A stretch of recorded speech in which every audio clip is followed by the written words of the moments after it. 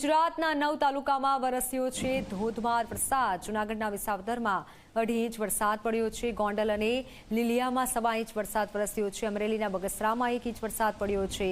ભાણવડમાં 0.5 inch વરસાદ પડ્યો છે। અમરેલીમાં 1/2 ઇંચ વરસાદ વરસ્યો છે। તો હજુ 6 દિવસ સૌરાષ્ટ્ર અને કચ્છમાં વરસાદની આગાહી છે।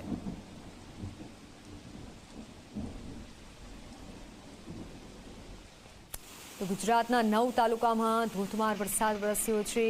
અમરેલીના બગસરામાં 1 ઇંચ જેટલો વરસાદ પડ્યો અને ભાણવડમાં 0.5 ઇંચ અને અમરેલીમાં 1/2 ઇંચ જેટલો વરસાદ પડ્યો છે। તો 9 તાલુકામાં ધોધમાર વરસાદ પડ્યો છે।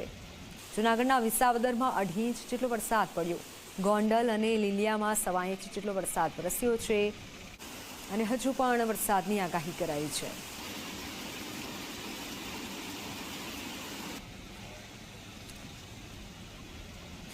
હજુ 6 દિવસ સૌરાષ્ટ્ર અને કચ્છમાં વરસાદ પડશે।